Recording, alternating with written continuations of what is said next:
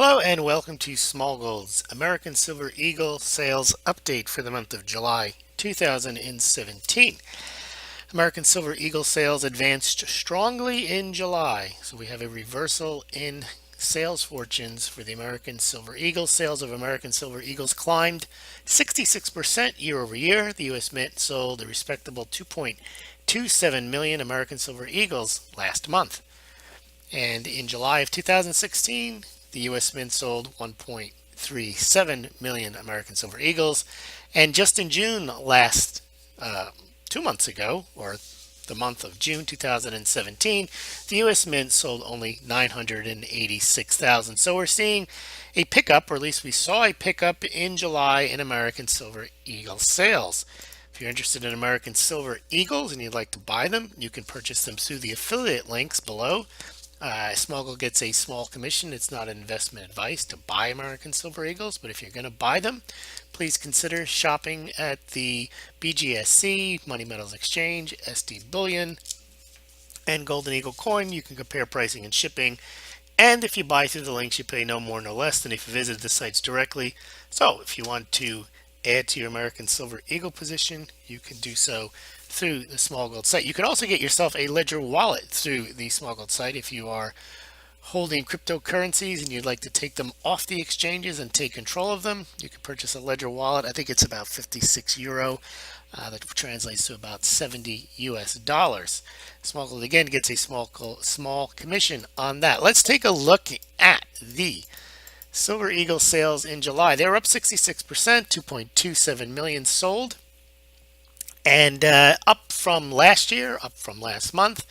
And July 2017 was the first month into this year that sales of American Silver Eagles topped any particular month in 2016. So in January, U.S. Mint sold 5.9 million in 2016, and this year 5.1 million. But then it really dropped off. It was a very strong first half of the year in 2016 for American Silver Eagle sales. February 4.7 million, March 4.1 million, April 4 million, and then the corresponding months this year 1.2 million, 1.6 million, and only 835,000 sold in April versus the 4 in 2017 versus the 4 million that were sold in April 2016. May 2016, 4.5 million versus 2.4 million in May 2017. But you can see here in July, 2.27 million versus 1.37 million in 2016. So sales of American Silver Eagles, at least for July, are back on a decent track. And let's take a look how these July sales compare to other July sales. Not too shabby. July is not usually a very big month, although in 2015 the U.S. Mint did manage to sell 5.5 million. But you can see this is, I believe, the 7th largest, highest month. Now, all the big months are from 2009 on, but still, we haven't seen this type of relative performance all year other than January in 2017. So 2.27 million is a little lower than, I think this is 2.78 million in 2012. But you're in the ballpark here. This is a decent amount of sales for July. Although how much of this is just catch up for not selling hardly anything in these months. Keep in mind, these are not what's sold retail.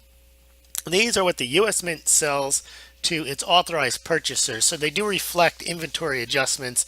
They reflect advance buying by the authorized purchasers. The U.S. Mint does not sell directly to retail bullion dealers. I think APMEX is a authorized purchaser and also a direct seller, but most of the bullion that you buy from SD Bullion, BGASC, JM Bullion, those companies, Golden Eagle Coin, Money Metals Exchange, they are not authorized purchasers. They have to buy from the authorized purchaser. Just a note for those of you who hear the word authorized purchaser, that's what we mean by that. That's what these sales reflect. They don't reflect what all the bullion dealers are selling. So it's possible, side note here, that they may buy these 2.27 million in anticipation of needing them for August, September sales, and they may not sell them. So then in August, they may not buy 2.2 million again in August. They may drop their sales, or they may sell out of these quickly, in which case in August they may buy more. So you have to pay attention what the authorized purchasers are doing, but you also have to make sure. And what happened, we can illustrate this here.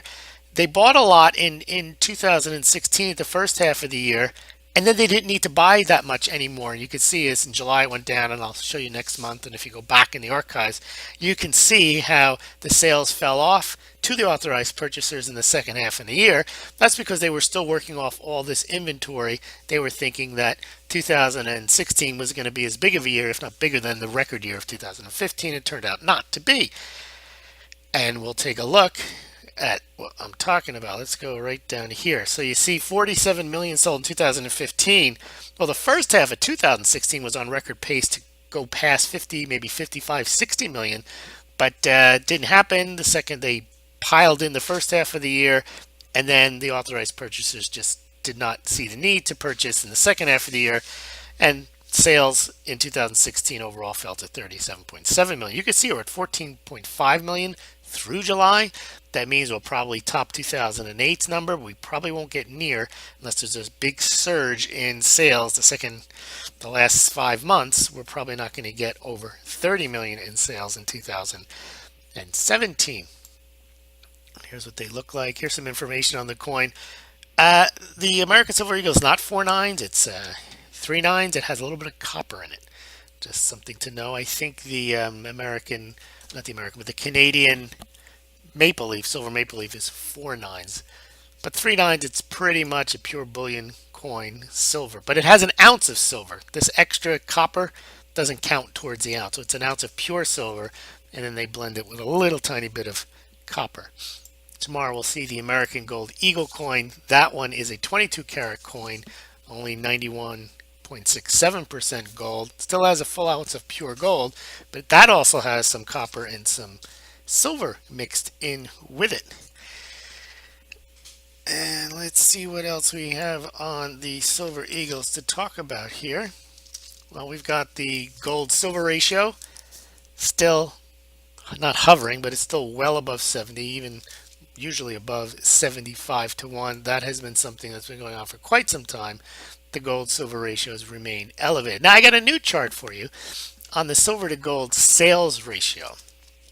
I pulled it out. I used to do it just for the last 7-8 years, but I've gone and pulled the numbers for the full history of the coin, American Silver Eagles and American Gold Eagles. And what I do is I take the sales of the 1 ounce American Gold Eagle coin and the sales of the 1 ounce American Silver Eagle coins, and I determine the ratio of how much silver is sold compared to gold based on those two coin sales.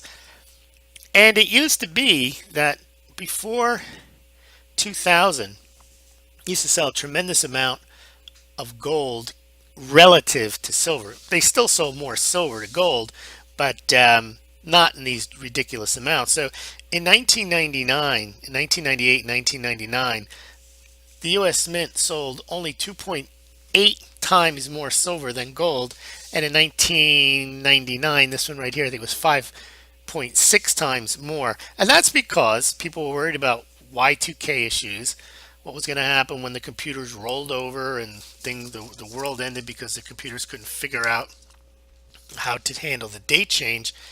People wanted gold. Silver was not at the time, at least in the American collector, the American investor, retail, was not a metal that one would buy to protect against collapse and things like that.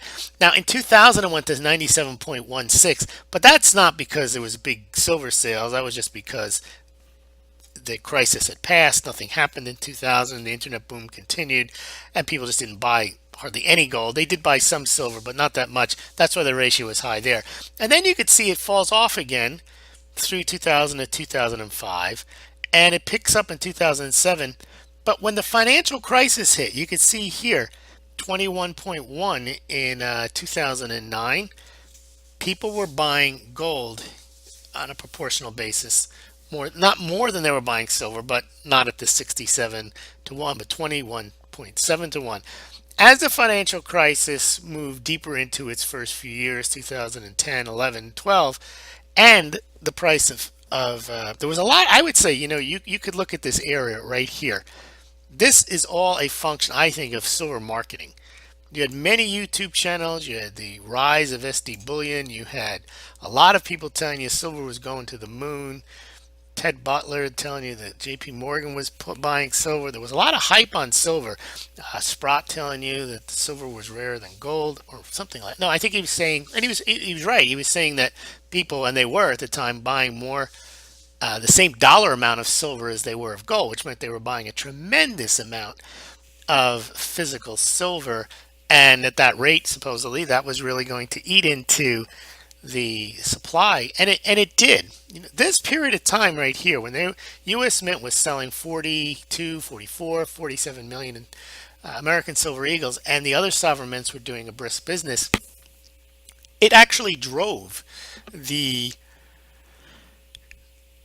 percentage of silver coin rounds and bars of overall silver demand from about 5% up to about 25%. And that was a very, very big move because, as I mentioned, prior to the financial crisis, you could see, let's look here. Yeah, right here. The U.S. Mint did not sell a lot of silver. It was always under 10 million up until one year it broke, 2002, over 10 million. But it wasn't until 2008, and that was all at the second half of the year, really 2009, that you had these big years. This right here is all a function of a lot of attention on silver, and you can attribute a lot of that to the internet, YouTube, and a lot of channels picking up on silver and telling the silver story. And so that chart is something you could take a look at, and you're seeing now silver, because it's cheaper and then gold, you still have that high gold silver ratio, and gold sales have fallen off, so you're seeing this gold silver ratio spike.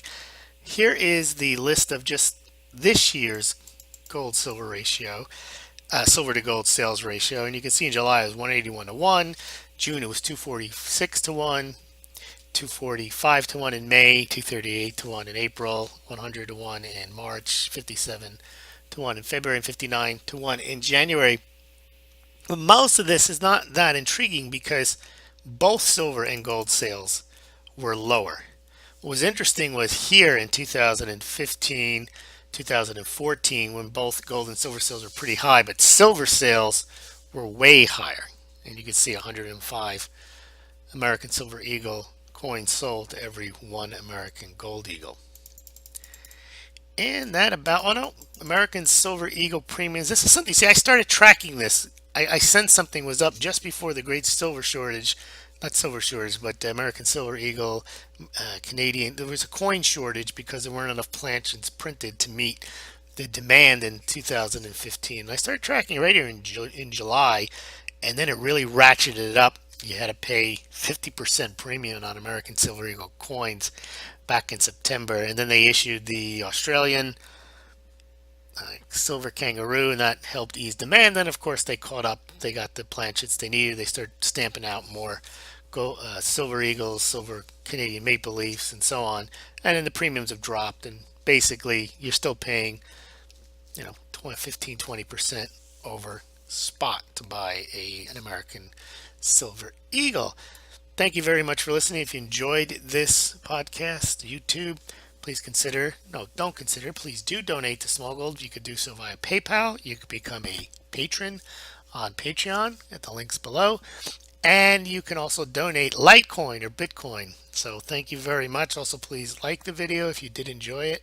And also, please subscribe to the channel and to smaulgld.com.